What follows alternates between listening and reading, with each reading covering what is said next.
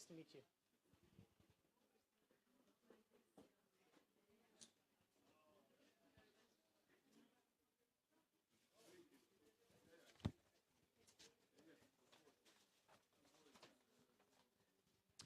All right, we'll get started here. My name is Peter Stock. I'm from Canada. I lead the Homeschool Legal Defense Association there.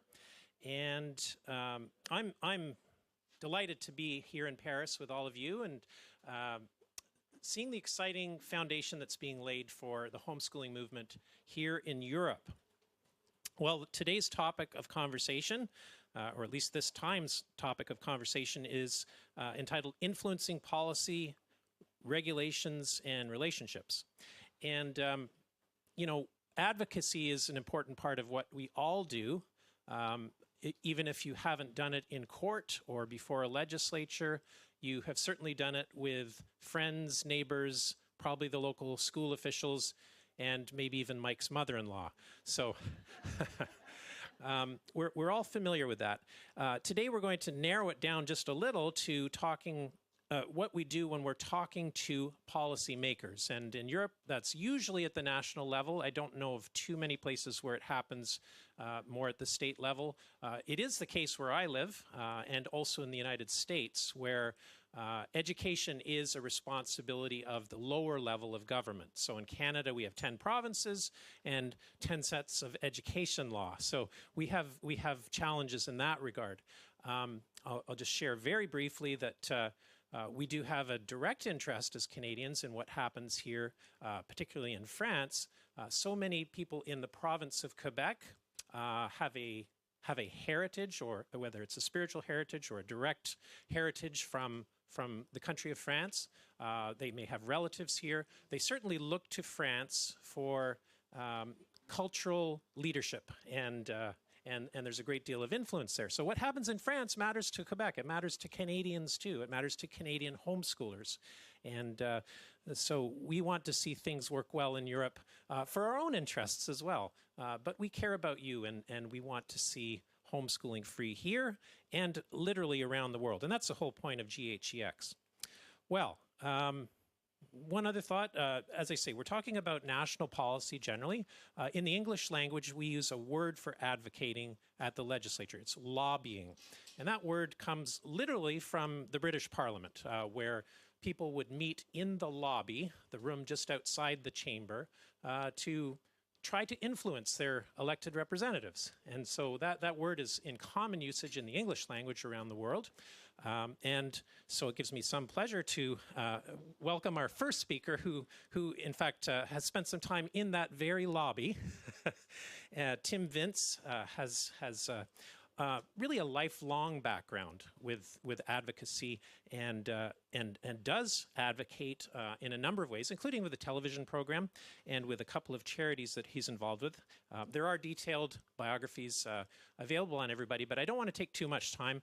Tim, I'm going to ask you to come up. Tim does have to leave a little earlier, so what I'm going to do is we're going to have Tim speak.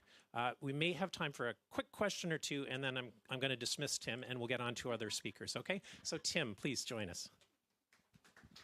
Thank you so much. Oh, the room's filled up. It was empty when I arrived.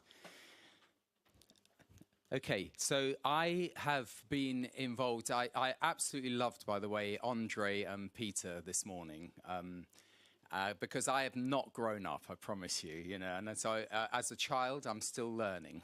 So Andre would be pleased to hear that. And we have gone through a revolution, I think, in the UK and the Western world, and it's cultural, and it's happened over my lifetime. So I could tell you my life story. It is seeing so much change. It's like we talk about a cultural tide, and there's no doubt since the 60s, when I was born, I may not look it, there's been a cultural tide, and what that tide has done, like it does with all. I live by the sea. You see sandcastles get swept aside. And, you know, even institutions that that have been firm 50 years ago, today they are shaking. Almost all of the institutions. So you realize that when a tide comes in, and takes out things that you once thought were stable, banks, schools, universities, government. What's left? And we are very fortunate in Britain because we have a constitution which has been pretty consistent going back 1,000 years, and for good or ill, and it hasn't been a perfect story. We have built up traditions. Now, I'm aware that in the homeschooling, education freedom battlefields, I'm coming from one position, and I respect the others. If you had a big round table here, I'm just one little part, and you said that table was a battlefield. I'm just one part of that battlefield. But I don't mind saying that I come from a traditional Christian position, and for me, when that tide has gone out, what's left is a little bit of bedrock. The human institutions are shaking, but there's still a bedrock there. And from my Christian tradition, there are two elements to that which I think are relevant. One is we're created in God's image, and that alone, what Andre was talking about, potential, that alone gives every child potential. And it's how do you bring that potential out of a child? To have the potential, they say imago Dei, the potential of a creator, a designer who has given purpose and meaning in his creation. Don't mess it up. Bring out that purpose and that potential. And then the other elements of that creation is what I would call values. What everyone calls values. The problem with values is that they can be variable. And again, this cultural revolution has been defining its own values. And the reason I'm saying this in the context of lobbying is when you meet a politician, they want to know who you are. What is your identity? What do you stand for? So I feel very clearly that it's a great opportunity when this tide has come in and broken everything down. It's a great opportunity for those who stand firm, who don't turn away from the battle, who actually stand facing it and saying, this is what I stand for, this is what I believe in, and this is why I believe in it. And I think every child has value from whatever sphere. They have something innate within them. And I loved, even though we may come from different belief perspectives, there is that sense that there's great potential, there's a great opportunity in every child. And it's our duty as parents, as educators, to bring out that potential. Now, I also have the benefit of a queen who's just, as I would say, gone to glory. She's had a glorious reign. It's in our national anthem, which, by the way, is a prayer. So again, you can resonate with politicians, especially ministers of the crown, who give an oath of allegiance to the crown. And implicit within that oath of allegiance is the oath that the Queen herself has given to God. It's no less than that. She made her promise not primarily to the people, she made it to God. It's there in our constitution. It may be a bit strange for those who have other types of, written constitutions, but ours is very clear. And if anyone watched, the aftermath of the Queen passing away, and it was in our country, it was 24/7 news coverage, they couldn't but talk about the Queen's faith. So the first thing we can do in lobbying, and certainly I can do from a Christian perspective, is say, well, the Queen was homeschooled. And not only so, she had a thoroughly Christian homeschooling. How else would she have been able to hold on to her faith during this cultural revolution, during this world of turmoil and change?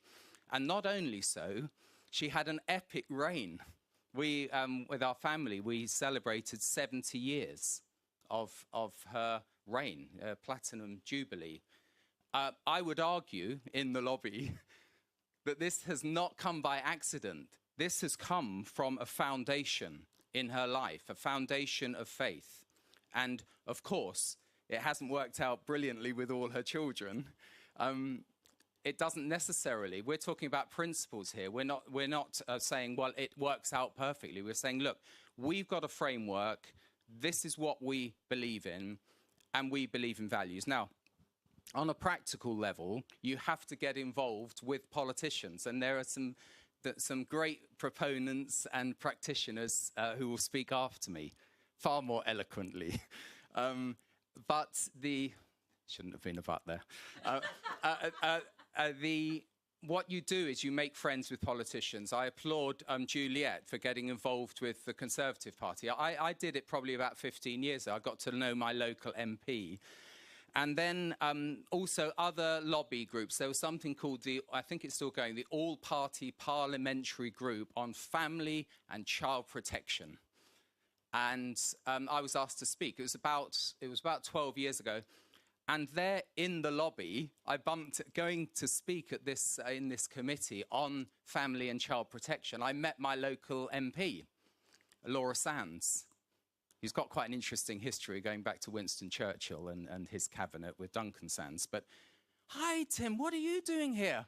I said, oh, I'm going to speak at this committee on family and child protection. She said, oh, that's a contradiction. Which for me was very revealing. Because when you speak with politicians, you think, well, they think things differently. A contradiction for us, that is how children are protected. But what's happened is there will be some extreme case of where children haven't been protected within a family environment, so they create, out of that exception, a rule which messes up the pitch for everyone else. But I found that quite interesting because the reality is, as I said, the cultural tide means that things that we grew up with thinking are the norm are no longer the norm. Values that we've grown up with, which I would say are more than values, they're absolutes. They're founded on something that's unchanging. And that's how the Queen was able to stay so consistent. Her faith was in something that was unchanging in a changing world. But to discover that these unchanging values that you think are absolutes actually are changing all around you is a discovery, and you have to engage with where folks are at. So we set up with a Jewish lady. I've done quite a lot with the Jewish community in London, and one thing I discovered is how they are revered by politicians, generally speaking. And if a politician says or does something against the Jewish community, they're on thin ice. But if you support the Jewish community, you get good money, and it's good politics. It's the politics of inclusion. It's the politics of dialogue. It's the politics of understanding the other, an alien community that's living in Britain. They're a community that goes back thousands of years. By the way, with a very robust education system. The Jewish community and the Jewish people haven't been preserved through millennia without a very strong family-based education system. So, I sometimes say to folk, because I'm involved with Christian education, I say, well, it's on a Jewish model of education. Okay, it's based around the family. But I linked up with a lady called Judith Nemeth, who Mike knows, who's Orthodox. And I'm an evangelical Christian. She's an Orthodox Jew. Now, for 2,000 years, Christians and Jews have not got on, put it that way. I've done quite a lot in Israel, and I've earned my brownie points over the years. But we got on very well. You have a common cause, and the common cause is education, freedom, and values. So we set up something called the Values Foundation. And then you start digging and you think, well, actually, this is something that fits. We've spoken, a number of speakers have talked about values. As I said, mine are rooted in a Christian faith, rooted in a belief that I'm created with a purpose by a designer. And therefore, I have meaning, I have hope, even in a difficult situation. And you can convey that hope to your kids. But there's what we call common ground. It was something called the Council of Christians and Jews that I was advising many years ago, and their magazine was called Common Ground, and it was a way to see, well, what is it that's where we can understand each other, and that's a useful thing to understand in lobbying. Sylvia, you talked about how you connect with politicians. You find some common ground, and then you can communicate to them. Now, we created a website, we did a launch, we invite members of Parliament. They're those who are sympathetic. I think you have to have a presence in Parliament, and if it's not in Parliament, you have to be like Mike, you have to have a garage very near to the Senate or something where you can invite people, and there's a restaurant or a club. And certainly in the context of Israel, a number 15 odd years ago, I found out what's the restaurant that the politicians like to go to, because they all like a free meal. And so you find someone who they will respect. And I was fortunate to have the Jewish community, because they generally will accept an invitation from someone prominent in the Jewish community rather than from, Tim Who sort of thing. But we would set up, it was actually called the Shepherd's Restaurant, just at Marsham Street, just from Parliament, and regularly invite a speaker, invite a few politicians, and they would attend. So foundationally, you have to know where you're coming from. You have to be solid in your own belief. You have to see it as important enough to engage. Then you have to have some deference, knowing that not everyone's coming from your perspective. And then also, as I'm on the ground of the Bible, a verse that really is important to me is the one that says, we have this treasure in earthen vessels. We're not those who are saying we're brilliant, we're fantastic, our kids are fantastic, but there's some treasure within. And it's in Paul's writings, 2 Corinthians 4. And then he goes on the following verse. Well, he shows that so we can display the knowledge and the glory of God from this earthen vessel. But then he goes on and he says, we're hard pressed on every side, but we're not crushed. And I think if you can show as a community that even though there are these great challenges, that you're still resilient, you're not crushed. And even at a higher level, you can say, maybe that hard pressing, if you can imagine an earthen vessel, in the old days, making a pot, a clay pot, the pressure is not only from without, it's from within. So if you can realize that you need to change maybe and be molded also within. So you're able, within the parameter of the values, that you're prepared to change. And that even God is there helping to mold your life.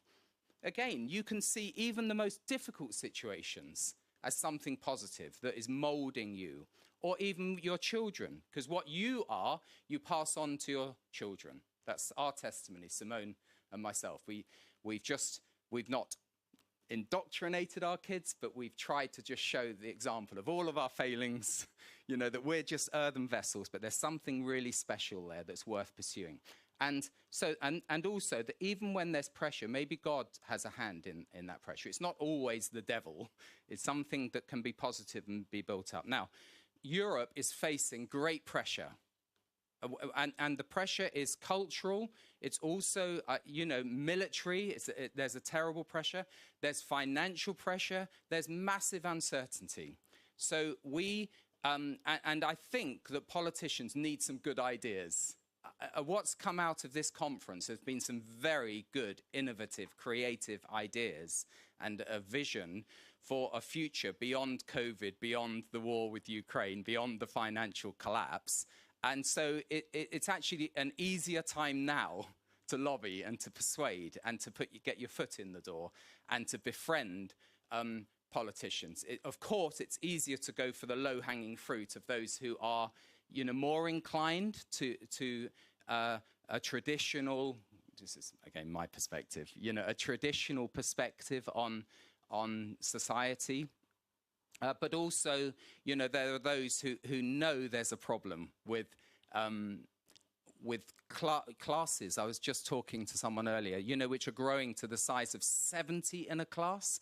And they say, oh, yes, and of course, we believe in individualization. So we differentiate. And we have one teacher and a few teaching assistants. And somehow you try and manage a class of kids who are not interested in the slightest.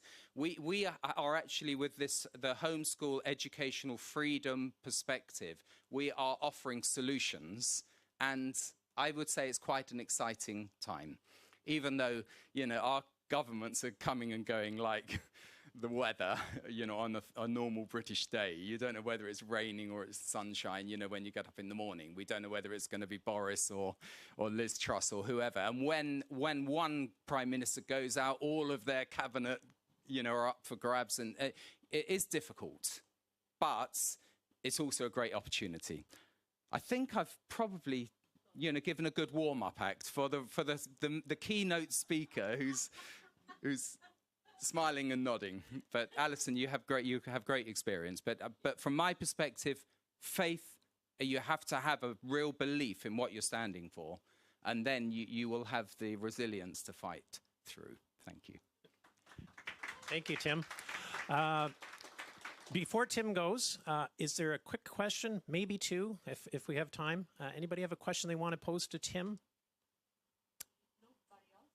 Okay, Sylvia. Just one or two notes about, with your experience, how do you deal with the faction of your governmental reality that don't look to religious aspects as a good thing to, how do you deal with that to defend the homeschool cause? I'll try and answer that. We have the advantage that we have a constitution which is based on faith, based on actually quite a tolerant, inclusive basis. The Anglican Church, they say, is a broad church because it's literally a whole spectrum, and that's because it's tolerant. So you can talk about inclusion. You can talk about these buzzwords, as it were, that everyone can relate to. And my fallback position is, look, we are a minority community. Give us a chance to at least express our faith and our values. And I think that, again, it's personal. I think lobbying is generally personal. And if you're meeting people, you're telling your personal story. I went to 5 schools, one twice, failed. When I say failed, I failed behaviorally at 3 of them. They happened to be state schools. They were these big factory type schools where you're a cohort and you're pushed through from one year to the next. So I would basically sign up. There was a register every morning you have to attend. And I just found a position in the class where, after the register was taken, yes, ma'am, yes, sir, I was out of the window and I was out for the rest of the day. And so I was not a model student, but I do connect it also to the fact that for me, I didn't take seriously, there was, even in the 1970s, indoctrination. And I would say that's grown. And kids can see it a mile off. And by the way, religiously as well. They can see it. That's what was said by Peter. The history of education was, you must obey. Well, not every kid's going to fit in with that model, are they? But I was very blessed because I ended up at a Christian boarding school. That was the last resort. My dad sent me up there. but it was like a family. So it came back to a family. It came back to mutual respect, accountability that you get within a family. And, you know, families start with parents, but you're not a family until you've got children. And, you know, schools can be a family if they're small classes, relationship with the teachers. The school that I went to happened to be pioneering in special education needs for those who are dyslexic, who couldn't fit into the main school system. And it's pioneering because it started in the 1960s. Now, that when no one was talking about dyslexia as a gift, is what we say at our school now. And I was 28 years as a governor of my school and 2 years as the chair of governors. That is something that, again, is I don't want to sound too cynical, but, you know, a connection with the Jewish community and the rights of minority communities is one box to tick. But special educational needs, a disability that you're catering for and that you understand and that you know that a dyslexic child will do well with a one-to-one. And again, it fits in with my worldview that every individual is precious because they're created in God's image. You throw all that in, and then would you like another cup of tea? You know, you're building a relationship that's saying who you are and bridging potential chasms. Thank you, Tim. All right. Is that enough? As Mike said, I sometimes talk too much. All right. Thank you, Tim. So we'll let you get going. Thank you And so much. see you again. About the tunnel. All right. So sorry to you, Alison. Next time. So our next speaker just stepped out. Actually, Juliet, I'll turn to you next. How about that? Allison, sorry. Okay. Alison Sauer is coming to us from England, and I think we've got another microphone here, so why don't we... Hold my thing up. Okay, so they have it, do they? Yeah, they have Okay. it. I believe. So yeah, if we can get the first screen up, that would be great. Is this working? All right, there we go. Oh, right. And that's mid forward button, is it? Okay, there we go. Right, hi, I'm Alison Sauer. A little bit about me. I started to campaign to change policy in the UK, where I'm from, in 1997. And I've worked in women's health, maternity, and alternative education, including home education. And my work in home education and alternative education isn't limited to the UK, it's also in Europe and beyond. So, for example, currently I have 2 projects, one in Cyprus and one in Jamaica. Now then, I'm going to kind of go slightly off piece because I think there's some background that we haven't covered. And other people have spoken a lot about creating those relationships and that. So I'm going to step back just one step here. Okay. Oh, it worked. Okay. So I'm going to talk about where policies come from to start with. Okay. And if we have time later on, I'll get on with that. Okay. So it really helps to understand where a policy comes from. How do these policies come into the minds of people? We don't want to get as far as the French have done and have a law put in and then we go, oh, gosh, I mean, I know they were working anyway, but, you know, if we can manage to interject before that point, then that's great. So policies begin with somebody. In education, this is, in the UK, I can tell you for the last 20 years, every single policy has begun with one person seizing the opportunity to create the perception of a problem, which is not based on evidence. Okay? That's pretty radical. Yeah? Pretty radical. But that is what happens. So these policies and these problems that are put out there in the press, they usually involve prejudice. They come from a minister, a government department. They might even come from somebody in a scrutiny committee. All governments have scrutiny committees. Or a children's commissioner. We've had a series of children's commissioners in England that I can only say must have come from the devil.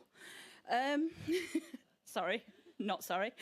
And they come up with things like, we don't know what we don't know. I'm sounding like Donald Rumsfeld here, but we don't know what we... Does anybody remember that matrix? So we don't know what we don't know in one corner, and you know, what we know that we know. A friend of mine actually said to me when I was writing this, he said, but Donald's answer to everything was just to bomb the hell out of it and then pick up the pieces. That might be true, it might not be, I don't know. Anyway, they say things like, something needs to be done about, yeah? So, and they use the press and the agenda. So I've got a really, really, really great example. Here we go. Is anybody familiar with this particular story? So in 2017, Neil Basu, who was a Deputy Assistant Commissioner at the Metropolitan Police, that's the police for London and the area, he said, segregated, isolated communities, unregulated education and homeschooling are a breeding ground for extremists and future terrorists. Was that based on evidence? Did he eventually stop saying it because we got to him? Yes, he did. But that created an atmosphere. That created an atmosphere of fear. Fear of what was going on within families, behind closed doors, that wasn't being looked at by professionals, and something needed to be done about it, and it needed to be regulated. So when you've created this fake fear, or this, whatever it is, you know, this doesn't work very well. There we go. Okay, then you have to go about creating some evidence to back up your fake thing, okay? So that evidence can be, it can come from all sorts of things. So you're looking at words like propaganda, deception, distortion, fabrication, inaccuracy, misrepresentation, rumour, rhetoric, all of the words. Get the thesaurus out, you'll find them all. And these ideas then become set. And it makes it harder to separate opinions and biases from fact. So the press accepts the concept. They accept that something needs to be done about whatever it is. And it becomes a fact in the thoughts and minds of the public. And by the time you've got to that stage, you're on an uphill struggle to try and get rid of it. And this is where these laws come from. They come from these biases, etc. So the policy becomes based on evidence making, ignores the actual evidence, and then you get classics like this. In the autumn of 2020, fabulous organisation, slight amount of sarcasm, called the Local Government Association in Great Britain, brought out a report called Children Missing Education. Now, there are two lies in this very paragraph itself. Two. I'll start with the bottom one, the last one. They talk about those missing out on a formal full-time education. The law in England does not require a formal full-time education. So they are creating a problem where there isn't one. Because we don't have a formal full-time education as a requirement, we have a suitable education as a requirement. Those are the words. What they then did was this, they assumed, and there is the word assumed here, this is how brazen they are about doing this stuff. They have assumed that 75% of new-to-home educating families since 2014-15 are not providing what they deem a suitable education to be. So all of a sudden, we've got this evidence making, which adds fuel to the fire of something must be done about. Okay. I need an assistant. There we go. Right. So then what they do is they start branding the policy. So they brand the policy with words like modern and progressive. And guess what that does to everybody else? It others them. If you other the people, you create disdain, you create suspicion, you create fear. Okay. So all the outline systems become othered. There's no thought about what progressive leads to. I want you to do some homework after you leave here. Every time you hear a politician come up with the words modern and progressive, Imagine the trajectory of where that progressive goes. Where's it going? Because I'll tell you, they haven't thought about it because they don't look past the next election. Okay? So it could lead to a utopian future. It could lead to a dystopian future. But they won't have thought about it. And the problem is, once you get momentum into a policy, into a trajectory, it's very hard to put the brakes on it. Okay. So when I was thinking about this last week, I started comparing it to colonisation. Okay? The Brits have a fantastic history of colonisation. We were really good at it. Sorry, everybody, including America. It's all right, they can't spell now. They kept putting a Z in my charity name. I had an argument with a spell checker about 4 times. Yes, so with colonisation, the treatment of indigenous cultures was to other them. It was to say, we're modern and progressive. You are the history. You need to be got rid of, or you need to be changed, or you need to be assimilated. It's like the Borg, isn't it? Okay, so and what ends up is a one-size-fits-all policy. We always end up with one-size-fits-all policies. Now, in 2020, in the autumn of 2020, our lovely Education Committee in the House of Commons decided that they were going to have an inquiry into home education. And one of the responses to this inquiry was from Humanists UK. Now, you might think Humanists UK would be a humane organisation. Oh, no. Not at all. They want the eradication of religion. They want parents not to be able to teach their own values to children. They want a common set of values. They want a homogenisation of society. They want children not to be allowed to practice religion until they are adults and can decide for themselves. There's all sorts of fairly nasty stuff in there. And at the bottom of this is part of their submission. And it says, only then will we be able to ensure that every child in England receives the broad and balanced education to which they are entitled.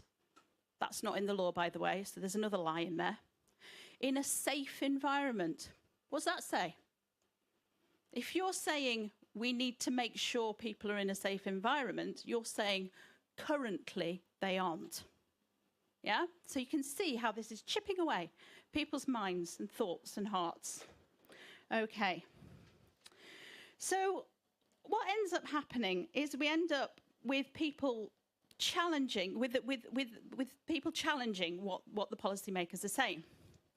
So when the naysayers, the people who don't agree, reach 1%, the policymakers become a little bit agitated. Oh gosh, 1 in 100 people don't like what we're doing. That's pretty dangerous. However, worse than that, if you get 3.5% of a population involved in non-violent protest, you win the argument every time. And that has been very, very, very well documented by an academic called Erica Chenoweth at Harvard.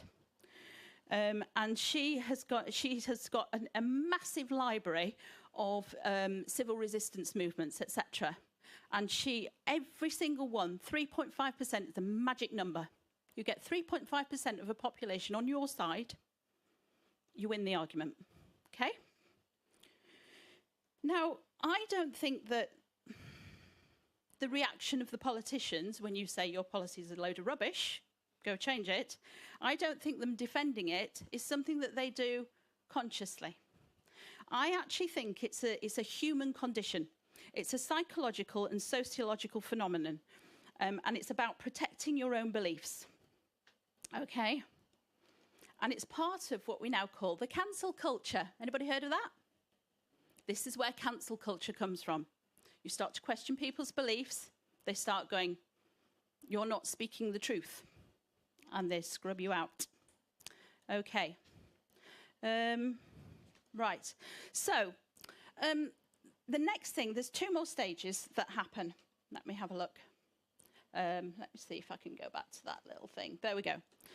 So there's 2 more stages that happen. We've got the homogenization through policy, which is where they bring in things like minimum standards. What happens when you bring in minimum standards to anything? Anybody? Anybody? You only go to the minimum. You drag everybody down with you. Yes. Try and find an academic paper on that. It's very difficult, I can tell you. Yeah, this reduces breadth and diversity by applying minimum standards. And it follows from the post-war golden age of capitalism.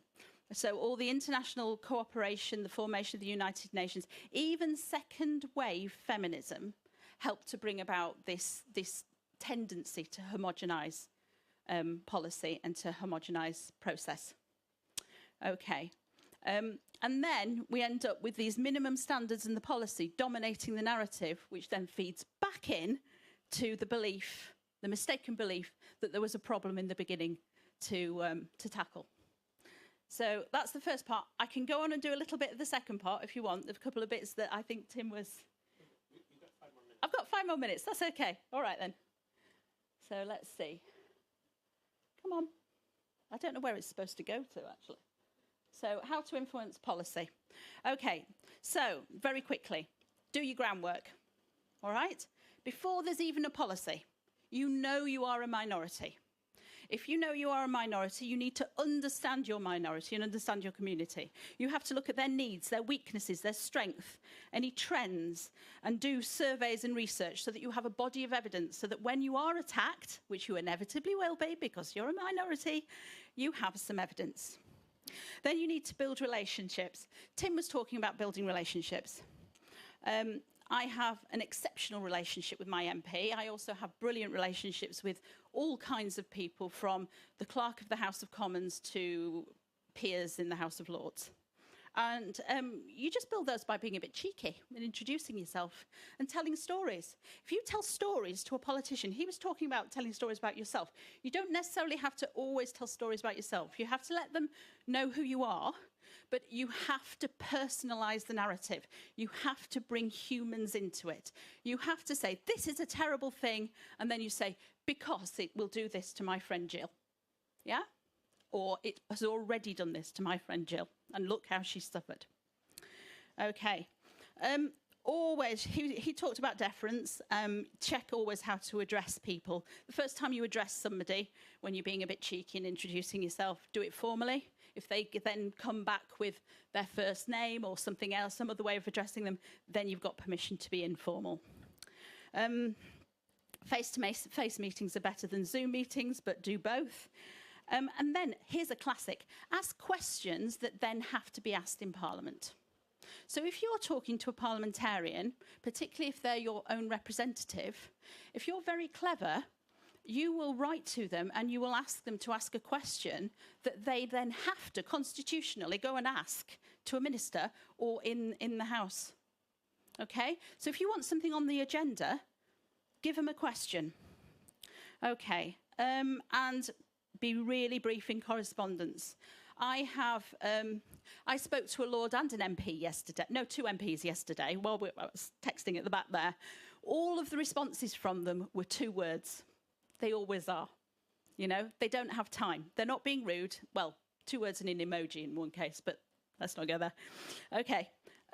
So, when a policy is proposed, or a perceived problem brought before the public, figure out why it's come about. Do your digging. You know, why has that Metropolitan Police officer come up with that? Where's that come from? Oh, maybe we can tackle where it's come from and actually give him some facts, or put something in the press that undermines what he says and says what the real problem is. Okay, look, blah, blah, blah, blah. Look at the relevant history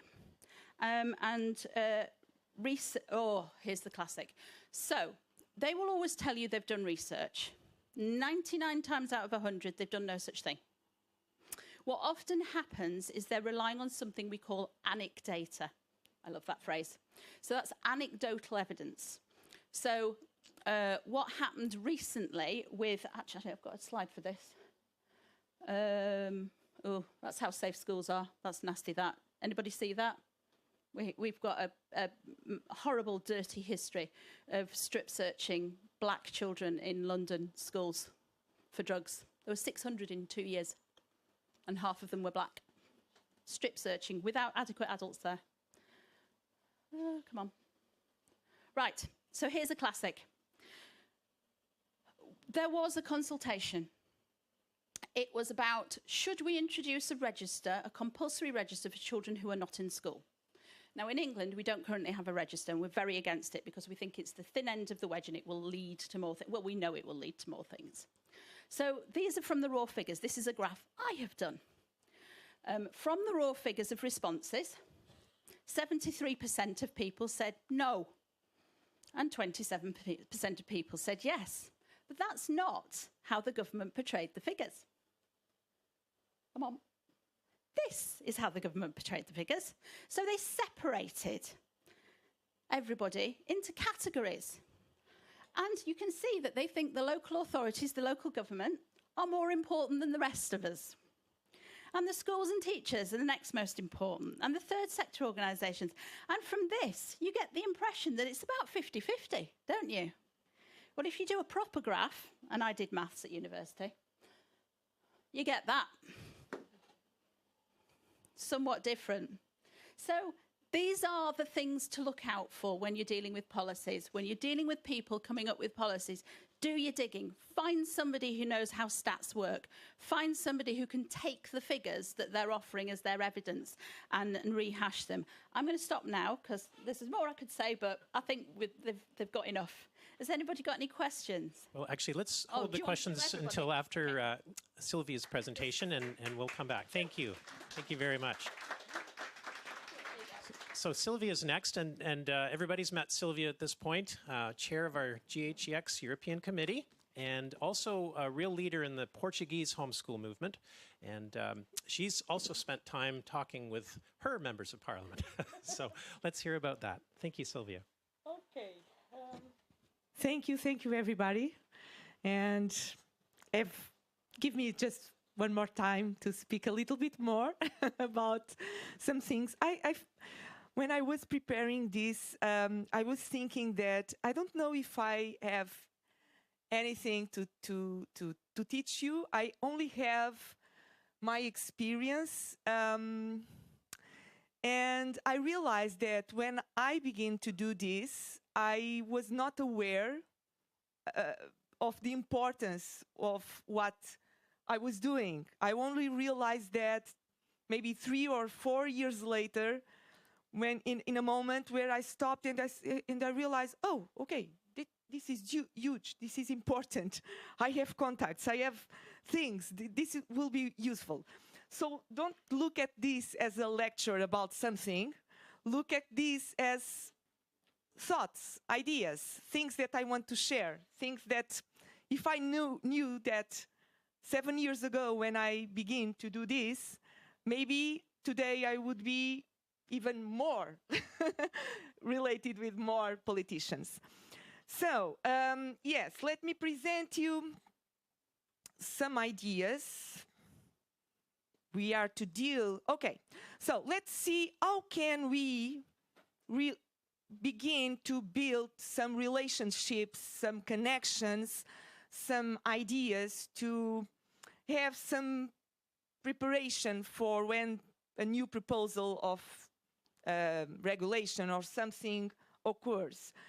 So how can we do that? So let me invite you to look at this from a good perspective, because yes, I see that when, well, I will talk about my reality. When in Portugal, we discovered that the government was preparing a new regulation, the first feeling was fear.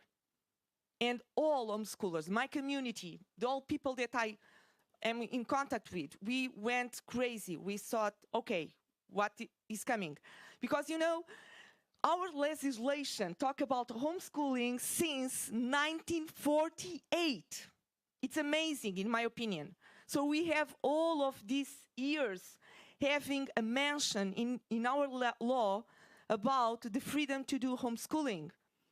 But only 4 years ago, our government decided, okay, there are no good regulation here, let's regulate.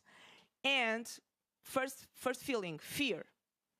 So, but then, as my colleagues already said, let's go ahead with and let's fight.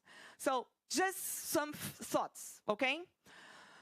First of all, know the story of homeschooling in your country regarding the political and regulatory aspects that have been happening. Knowing the tendencies, the curves, what happened 10 years ago, 20 years ago, is hopeful, it's helpful, sorry, to me to prepare how can I deal with a strategy, how can I build a strategy, okay, when I want to speak with some politicians. Giving some informations like, did you know that we have this in our law since 1948? It can be good to say that for some parties. It can be awful. Why? Because we were in a dictator at the time. So you know what I mean? What I mean is, think about what you will say, but get well informed. Follow the country's politician situation. Sometimes we think, we don't need to know anything else than what is happening about education or homeschooling. It's not my opinion.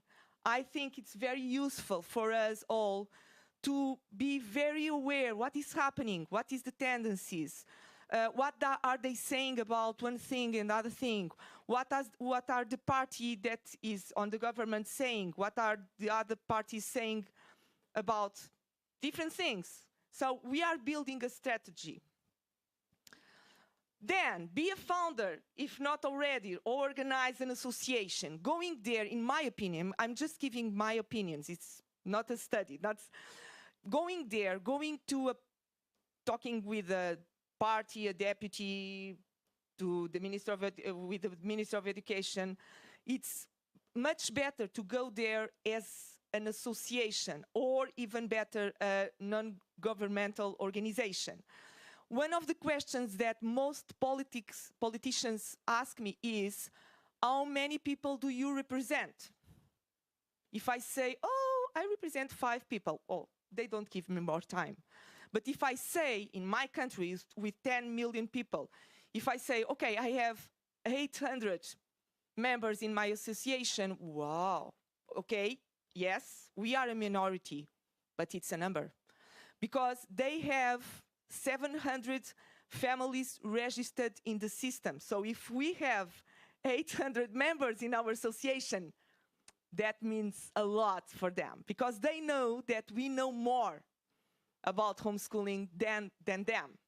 They know that. And in the first moments, in the first contacts, the first questions were trying to get information from me. You know, things like, oh, do you know that community that is living in some place, they are not doing the registrations or whatever? And I always said, well, my organization is not, the mission of my organization is not telling you about what is happening or not. So we only represent people that want to defend the cause. But again, prepare what you are saying, because if you are already in the conversation and you are not prepared to answer quickly these things, and this is information for them, not answering or without it's information. So this is just an illustration of the movement for freedom in education. And some members of the old team. This is not no more some members are the same, some are different, but it's so nice to see that there are faces. Another thing is, we don't go there to have meetings alone. One thing is to have a social connection, and I do that every time if possible. But when we go to an organized meeting that we ask for, or the parties ask us for, we go 2 or 3 persons, okay? No, I'm sorry, I skipped something. How can I, okay. Yes, very important. Look for at least one lawyer, but don't be stuck if you don't find one. And for me, it's very important. Why? Because they have knowledge about laws, and they have their own language that I don't have. Okay, so I know what I want, but then I ask José Ramalho, the lawyer that is over there, okay, now I have to transform this in a document that is shown with very with professionalism. We are not amateurs, so please help us with that more. Okay, so know your country's laws. Okay, if you go there to a meeting and you are arguing in favor of something, and you don't know that in another different law there are a reference about something, it's not good. But you don't have to say to know everything. Okay, but another thing that it's very useful is know how is the procedures of publishing new laws in your country, because it's different from us. And there are moments, for example, in Portugal, when a new law is proposed, we have some days to send documents. It's called the public consultation. So we can do that during that moment. And we can do more. I'm just giving you an example. And as said, use research. I will no longer go through that because already has been said here, but it's very important. One thing is our opinion. Another thing is showing numbers, showing studies. Because if we are dealing with our opinion, we can transform that little few moments in an argue, in a friendly argue, that it leaves nothing. So research are very important. Now, very important to me, use every opportunity to get contacts. I'm always with one of these in my pocket and one of these. What is this? It's my it's business card. Why? Because imagine, once I was in an event of a friend that was he was publishing a new book. I was not there for political reasons at all, but suddenly I watched, and at my side was our last Secretary of State of Education, that now is the minister. And I thought, okay, so I will get this opportunity. And having one this is so easy to say, oh, I would like to talk with you again. Please get in contact with me. And in such a hurry, we decide to have a meeting. So it was very, very useful. Okay, this is just an example, okay? This is one of my kids here, the one with the green t-shirt, giving an offer to the mayor of my city. We decided to do this in an initiative for schools. So these are not homeschoolers. These are kids from school, and my kids as homeschoolers went there. Why? Because I want politicians to see us, to see that we exist, that we are there. And every time they see our face, I have this feeling that, okay, you know that I'm here, so let's continue. Remember that we are here trying to fight for something. Always remember that we are all people. So politicians are people like us.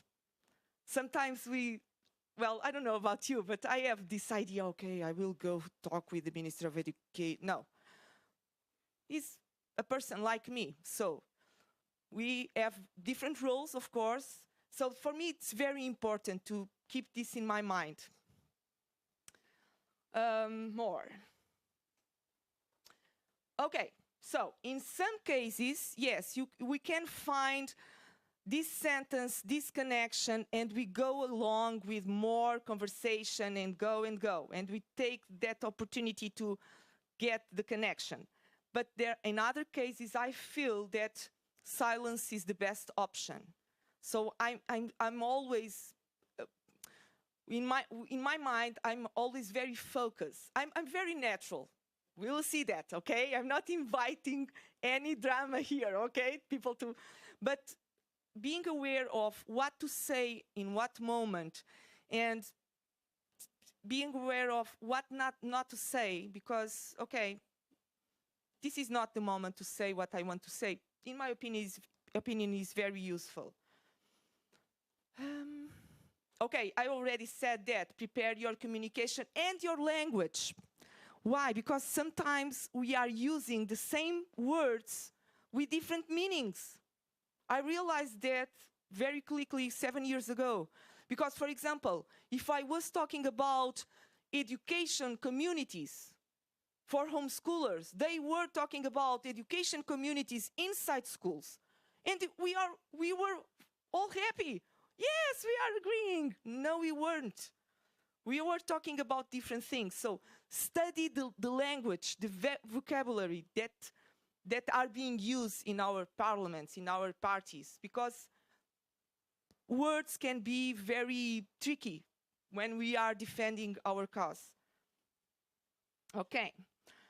Of course, another thing for me very important, do some partnerships with associations, other ONGs. Don't stick only with homeschool associations. One of the greatest partnerships that we did was with the biggest association, the National Association of Parents at School, the Confederation of Parents, etc., etc.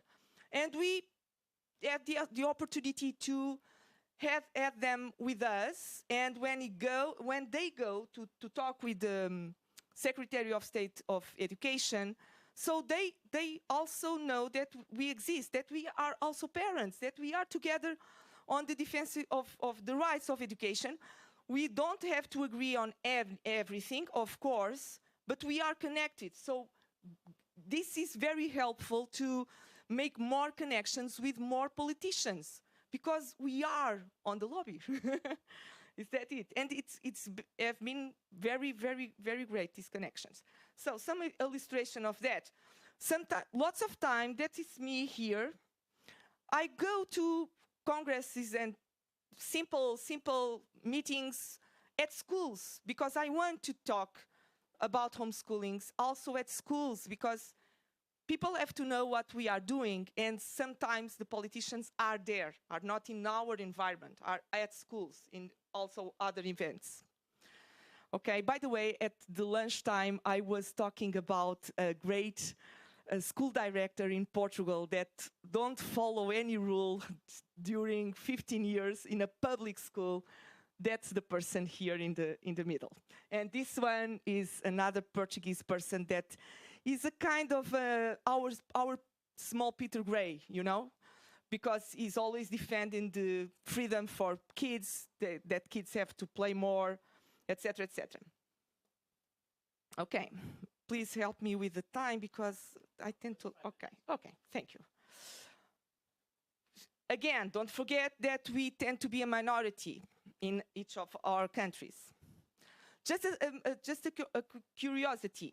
Okay, so don't expect to get the same attention of other issues, but we can use things from our reality that are bigger, like special necessities, or, for example, the importance of defending human rights regarding to access to resources or things like that.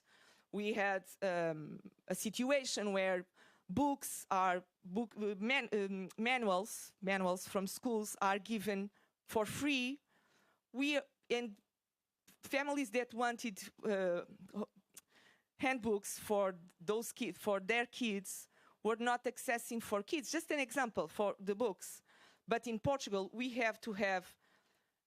need to have our kids enrolled at schools. So we said to some parents, go there and ask for your book if you want. Most of the families don't want the books, but it's all right.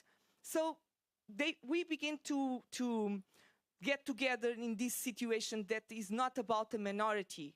It is about a minority, but with more people. Another example, more huge example, is there are now a movement in Portugal trying to change the access to university with different exams, different ways of assessment. So we are together on this with some organizations that are not about homeschools. Why this is important, in my opinion, with making the connection with the politicians? Because politicians will see us there, and we are always giving our interests to be known in different environments. I think I'm almost at the end. Okay. So be creative in the way you present the benefits of homeschool to your country. For example, in a meeting with one of the parties of Portugal, I explained that there are lots of homeschool communities on small villages that are completely in risk of desertification. And now new families are going to there. And the party is very interested on this and began to accept homeschool idea just because of this first connection. Just an example. Find out other examples from your reality. Okay, go to congresses. I already talked about this. Go to congresses, to meetings, to any place that you can find that there are some politician. And if there are not so politician there, probably there are someone that meets a politician. So we can find a way to get to what we want. And on the contrary, invite deputies, advisors, professionals for your events, but only if you think it's safe. Because sometimes they don't understand what we do. Another example is, I have some politicians that don't understand. Once I had a meeting with a politician, very, very receptive to the idea of accepting homeschooling, but kids being without shoes in the garden, I don't like that idea. So maybe it's a good idea, but parents must be more aware. So be aware of this. Yes, invite them, but first meet them and be sure that it would be a good experience to defend the cause. Okay, so this is events. Florida there with Mike Donnelly. And so, to end, I believe that truth is contagious. So that's it. Only be yourself. I never lie. I never invent different things. I'm always myself when I'm in a meeting or in an event. I'm just myself with attention, being focused, okay, on what I want from that conversation, from that connection. So relationships being made one-to-one are very profitable because deputies begin to know you, to get along with you, we become friends from some of them. So it's wonderful to do that because it's useful later. And I will go on just a little bit. Okay, so as I said, when the risk of some regulatory change appears, the attention to the defense of homeschool increases. Ask for urgent meetings. If we already know, if we already have the connections, if we already know the persons, when an urgent meeting is necessary, it's easier. Because if we ask for a first meeting with a politician and they don't know who we are, and if they don't know our organization and realize that our organization has some impact, they don't give us time because they don't have time for small things. But if they already understood, a good thing was when, I have to give this example, sorry. When in 2019, our first regulation was published, we put the case in court. And last year, in 2021, when a debate in our parliament was made for the first time, because in the first time they did things in a different way. I don't want to bother you with details, but through this, the first speech in the parliament, in the moment that the homeschool regulation of Portugal was the debate was beginning, our Secretary of State of Education began to say, we are here because Movement for Freedom and Education and the other association that we have there put a process in court, so we have to do this again. Okay, so it was wonderful to realize that, okay, we didn't properly win, but we provoke some movement, some important movement. They know that we exist already. They know that we have power, even though we are a minority, okay? And I'm sorry, I think I'm handy. Oh. Okay. Most importantly, always be truthful, focus your attention, and on the importance of the cause above else. It's not about me, it's about what I'm representing when I'm there. Okay, every time we act in defense of homeschooling, our way of speaking, our presentation, our security, without fear, and serenity will be the most important to show that what we defend is important and natural. So we are not crazy people defending some crazy ideas. Every jest of ours can be a good witness to the normality of what we stand for. So, just ending. Now it's the end, sorry. We organized our association based on these 4 ideas to have a good structure to advocate and to defend this. Research, advocacy, communication, and training. Training, why? Because if we are well trained, we can do all of this in a more natural way. Now, the importance of the team. Have a good team, people, friends that can support us in difficult moments.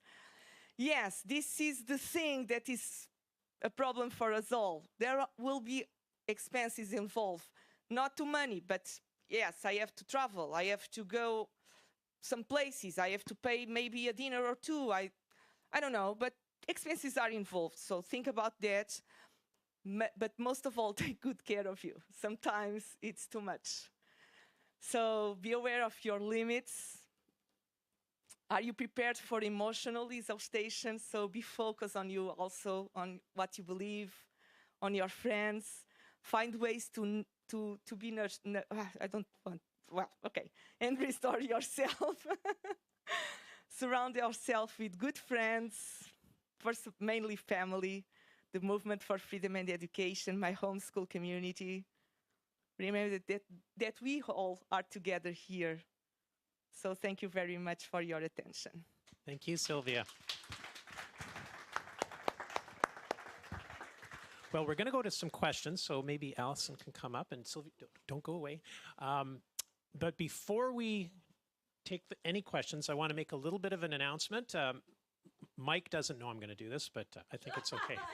So Mike and myself and some of our other team at GHEX have been working on what we're calling a white paper. So this is a written document that Sylvia and Allison and any of you can take with you and use when you're going to lobby a politician, okay? So it includes information like, well, what's homeschooling all about, the research, some of the basic facts that academic research has discovered, maybe a little bit about the money it saves government, and some other important information that you can use.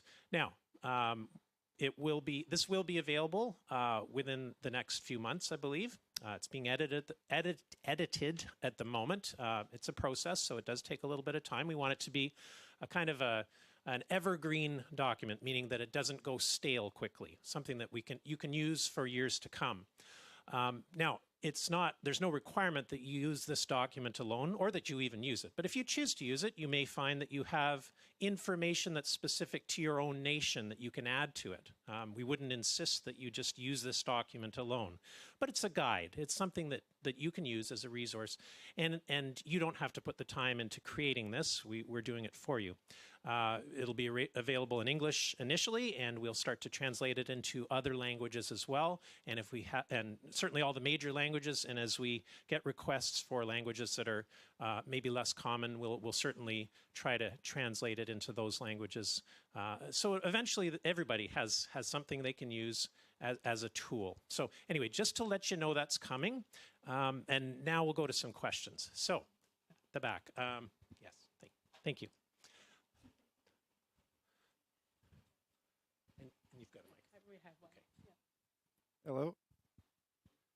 For Allison, one question, because interests me to me as a practical manager of the questions of homeschooling. You talk that you have 3.5%, you'll get your argument. My question is, this winning is about that the press look for you, or is about the politician respects this number? Does the press have some influence also? Or what you need for get to the press to get more influence? Okay, so the press does have an effect, yes, definitely. And I've made documentaries and been on current news programs.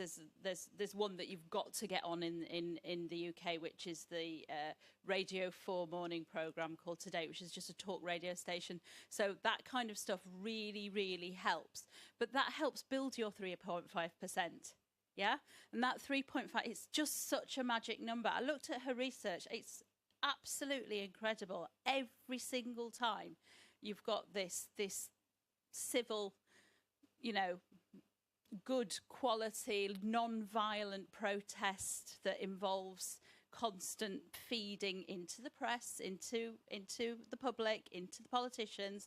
Once you hit that 3.5%, it's absolutely magic. Does that answer your question? Okay, thank you. Okay. Can I just add something to what you said? You said, what were you saying? You said make it about, make sure you stay on point, make sure it's about the process, but always make it about the children. Always mention the children, yeah? We are doing this because of the children. We are doing this because it's in the best interest of the children. You know, that's, you've got to bring it back to that every time. It's true, yeah. Yeah.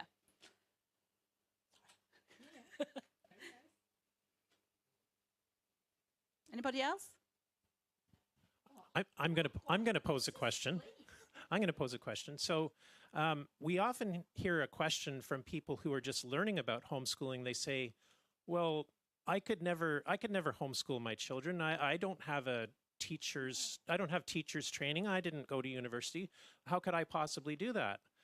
Is it the same with lobbying? Do you need a special qualification to lobby? What would you say? Balls. That's what I've got. You've just got to really, really, really have guts. That's what you've got to. And you've got to have the courage of your convictions. You've got to believe in what you're doing. And like you said, you know, you've got to be confident. You've got to be secure. You've not got to be nervous. So, you know, have a little practice. Start small. Talk to your local councillors, maybe your very local politicians. Talk to a few rooms of people. And your confidence will build as you go along. Yeah, but I will provoke it a little bit now. What I observe, it's not my opinion, because I totally agree that if I would be a lawyer or a teacher, politicians tend to ask me that, and if I say yes, that I know I'm not. But for example, right now the chair of my association, she is a mother doing homeschooling, but she is also a teacher in a school. So present herself as a teacher facilitates the communication.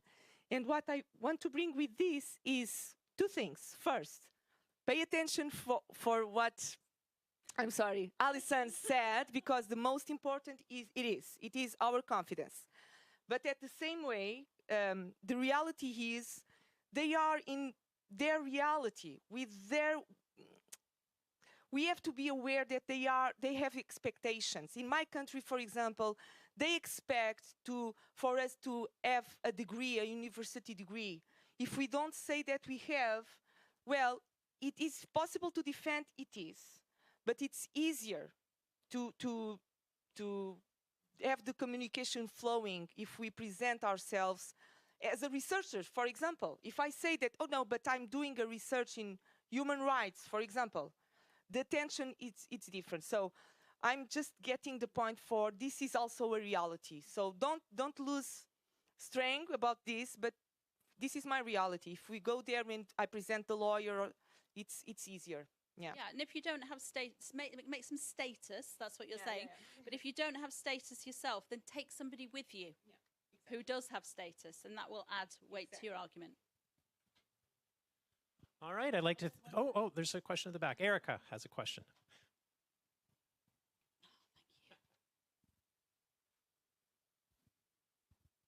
I think I'm searching for advice here. So we're talking about lobbying and speaking to politicians, but there are other settings where you might be having contact with politicians or important people, let's put it that way. Like, for example, talk shows, radio talk shows, TV talk shows. Now, what I would like to ask is this. How do you feel about going, or when you're invited to go to speak about home education, and maybe you're unsure about the setting, because I don't know if it's your experience, but when I am called to do something like this, I'm never really sure if it's going to be a favorable environment. Actually, I'm almost always sure it's not going to be a favorable environment. And at these roundtables, there's usually a politician, a teacher, maybe a principal, or, you know, usually they call these kind of figures to come up and talk. So I would like to know, what would you advise in these settings? My experience is that I go and I have to be very confident, and I have to expect the worst. I'm sorry to say. I have to be prepared to the comments that will come. Like during the pandemic, obviously there was a lot of talk about home education, and often the accusation was these are people doing it because they don't want to follow the rules, right? And I said, no, these are people that are finding out how difficult it is to study in school and be successful, and they're finding it wonderful to have their children around them. But obviously, my opinion wasn't as important, like you were stating, Sylvia, right now, because I was, you know, just a mom, right, doing it, I guess. So my question is, what would you advise to do in that setting, in that situation? Would you say, yes, go, and how then? Or maybe refuse, don't participate, it's too risky? Thank you. Okay, so the first thing is find somebody who can give you a little bit of media training. Okay, a little bit of media training goes a very long way in being able to attack points in the right way. The second thing is realize you're only going to get 3 points across at most in any show, even if it's an hour long. Okay, don't give yourself a massive list of things to get over. Figure out what the most important things are. The third thing is those programs always have a researcher. You make damn sure you have an hour-long conversation with that researcher if you can, because that will give you a massive background to that program. They will have already had some prejudices, and they'll be putting the program together. So you get to the research, you talk to the research, you just say, I just want to make sure we've got some facts and figures right, or whatever excuse it is that you can come up with, and you talk to the researcher. And I find if you manage to talk to the researcher, the thing usually goes really, really well. Thank you. I want to add something before I answer your question.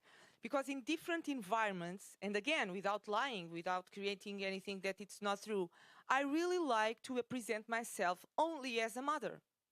And as homeschool mother, this is my role. So when I go to places, it seems that like I'm answering a different thing. Let me just explain. I began by that because I want to make a statement with that. The statement is, I don't have to have a degree to educate my kids, period. So I really like to be presented as the mother. And then if I have more things, or have with me a teacher, a lawyer, even better, to open the communication, okay? About the question. Sorry, Eric. Great question. In my experience, as you said, we never know. So we already have, well, in the majority of the situations, we had good experiences because we always speak with the journalist before, by phone. And I say, I only go if you respect this, this, and this. For example, I refuse myself to talk about my kids' evaluations. For example, I don't want to talk about what are they doing now because I want to preserve their privacy because they are young adults. So I'm the mother. They are other human beings, for example. But I always put some points that, okay, I agree on going. I want to go. I really want to go. I will just say, but I don't want to talk about this, this, and this. And well, most of all, we have good experience, to be honest. The environment, at least in Portugal, is changing, so we don't have many experience of being attacked. It's more about curiosity. And curiosity, it's always about the same things. Socialization, evaluation, but I don't speak about that because I don't want to bring the conversation to that. But socialization, for example, I love to answer. So please, ask me, because it's a great opportunity to explain that our kids, yes, are socializing. Imagine. Once I had this awful experience, I'm just sharing a moment, with a big Portuguese TV. And I agreed to go there with numbers of conditions, and we signed a paper and everything. But in the morning that I was there with another mother, the journalist said to me, okay, there's here a psychologist also to be in the panel with you. And I said, I don't go to the program. And the program was already on the air, you know? And I said, I don't go. But then I decided, okay, if I don't go, they will announce that the homeschool mothers that didn't come. And I decided, okay. Then it was not a good experience. The interview went well, but they left the psychologist to the end. And I didn't have the opportunity to say nothing. And as expected, the psychologist knew nothing about homeschooling. So just an example, how to prepare myself for that. Sometimes I think we have to take the risk and, I don't know, yeah. just one point on the mother thing. I no longer go in the media as a mother because I'm now chair of an organisation. Okay. So what I tend to do is I will take a mother with me. So I'll have somebody who will bring, if you will, that case study, and I'll make sure that she's very briefed and she understands and she knows she can say, I'm not answering that if necessary, but then I'm there as kind of like the expert. So we've got like a double-barreled approach. Yeah. Just one more quickly thing. Now I go as a GHEX member, and it's a huge impact because now I'm saying, no, this is not a Portuguese thing, you know. We are not a group of Portuguese crazy people wanting to know something that comes from our dictator, because people are afraid of that sometimes there. The idea that, okay, they want to do what a dictator it's crazy. But saying, no, this is a global movement. For politicians, it's huge. For journalists, either. Okay, so it's important to, yeah. Oh, so nice. Please keep me with. Sorry. I don't do that when I am on a political environment. So people say, no, I'm always with good behavior. But here I'm with this family, so I jump a little. Okay, I will be really short. My husband says I always have too many questions, but just as a side note, I was thinking about Sylvia, the circle you made about take care of yourself, and I was thinking about how many burnouts we had this month, and how many times our kids suffered because we had burnout, because we were struggled and we were battling for homeschooling, and so how it's important. It was just a reminder for myself how it's important to delegate, to find new people, to have a team, and so thank you for that. And both of you, I really enjoyed it. Thank you.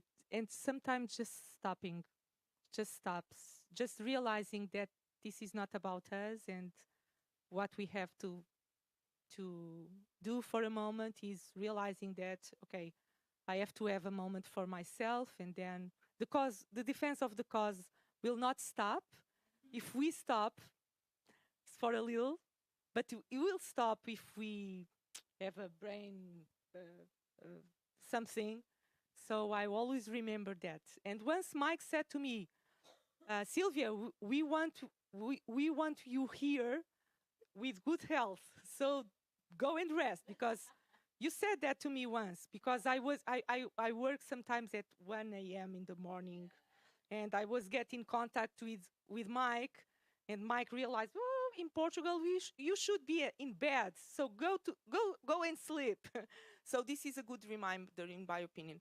And just one more thing, because, for example, in Portugal, this first time in 2019, when the first regulation was become to be proposed, we made 3 nights without a sleep, the whole team of Mel, 3 nights, because if we didn't do that, we didn't have the paper on time to present. And at the end of these 3 nights, I was so exhausted that I decided, okay, now it's not about me, and let me know, it's about, someone said here, it's about believing in something much more special than we, so I believe in that also. So I do my work, and the rest is whatever, okay? I don't have a question. I just wanted to reinforce some of the things, excellent things that I've heard here today. In my experience, there's 2 things that I'd like to share. One is the power of your voice. The power of your voice is families, because most politicians do not hear from regular people. They hear from paid lobbyists, they hear from interest groups, but they don't hear from regular people. And the power of your voice is crucial. We had a battle in our province years ago, and we were battling over one word. That was changing the word from registration to notification. And that was the only thing that we were able to actually change, but it was significant, and it's carried us for the years since then.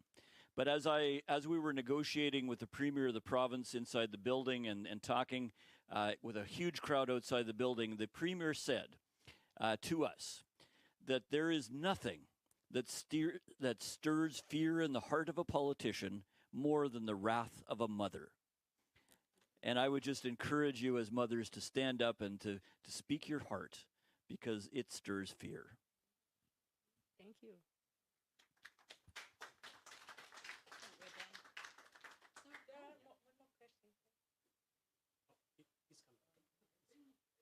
Not the whole thing to train to be perfect. It's not the whole thing. If you sit for the children, my English is not so good. Yeah, if I sit to teach the children, yeah, and they ask me, why should I learn? What did I have to say? Yeah, what can I say? I can say, watch at the Bible. There is written, you have to learn. You have to praise God. But I can't sit. I am perfect. Yeah. You have to listen to me because of I am perfect. That's not real. It's no-go, yeah? That's why the mother is not the only thing. There must be 2. The husband is very important. The husband have to say, the children, that's my wife. I have chosen that wife, and that's why you have to listen. Because of I like her, yeah? And that's the reason, yeah? And there's no other way. And if you talk to the politicians, it's the same, yeah? You can't say we are perfect, but if the children say, my education was good, yeah? If the husband says, my wife is good, that is a real voice.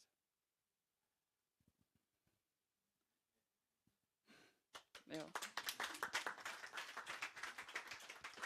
Peter, just let me just give a word for all fathers, because it's true. Thank you for bringing that all the time. If I didn't have my lovely husband that is back there supporting me, if we were not a team, thank you, Paulo, and thank you, Tiago, if you are there. And this is for all parents, because we have to have a team. And if not, work what you have, but it's important to be aware of our role and be truthful with our role in our mission. It's just that. Thank you, Peter. Okay, thank you. I want to thank Allison. I want to thank Sylvia, and also Tim, who's had to head out now. we're on time, which is great, and we'll be on time for our break. I just want to leave you with one last thought on this subject. You've been introduced to this subject, some of you for the very first time, although I think we can all see the very real importance of talking to our political leaders. And it's this. This is not where this learning on your part has to end. If you decide that you're going to be talking to your local politician or other politicians, your group is getting together and meeting to decide how are we going to do this, you do not have to do this alone. That's the whole point of GHEX. We're a network that can support one another. So I believe that you have the email addresses of most of the people here. You can reach out to our speakers, and they'll be happy to give you advice. You can reach out directly, sort of to headquarters, if you will, and we can put you in touch with somebody. Hopefully, somebody who can speak to you in your own language as well. And we're happy to give you advice. We're happy to walk through the process with you. You do not have to do this alone. So see this as a first small step in what could be, a great journey through your parliament, through your Congress, through your legislature, and towards a freer Europe. Let's be excited about that. So, all right. So, do you want to say anything about the break? You can do it. We can do, let me see. What about 20 minutes of break? Because we don't have some. Well, 15 minutes, okay, of break. Then we come back here for a more interactive workshop. Okay, so please come back and let's work together again.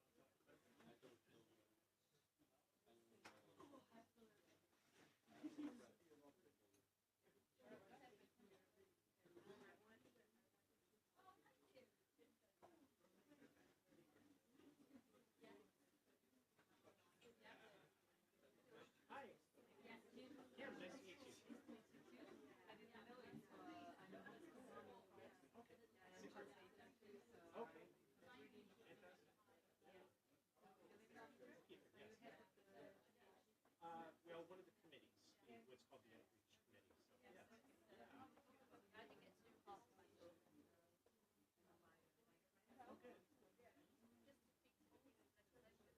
So, yes. Oh, good. Okay, yeah. Well, nice to meet you.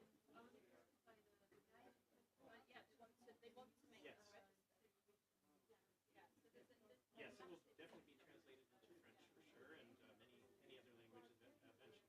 I don't know what we have in the way of French translators, so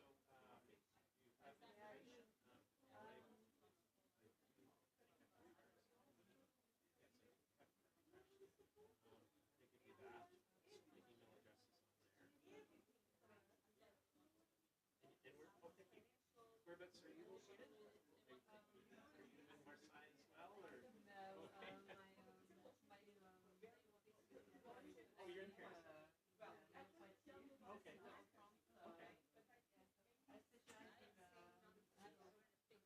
Oh, wonderful. No, that's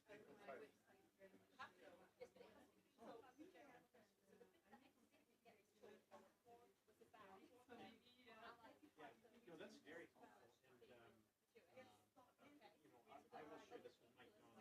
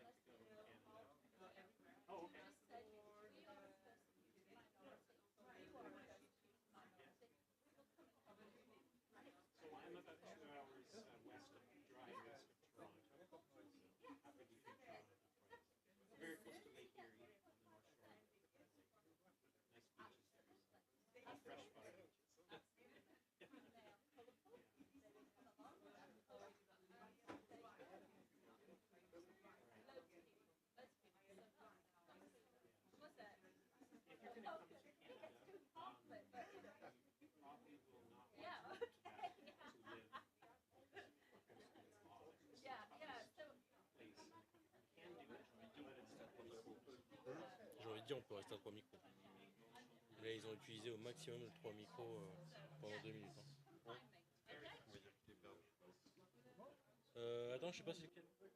Si tu veux, c'est le 1.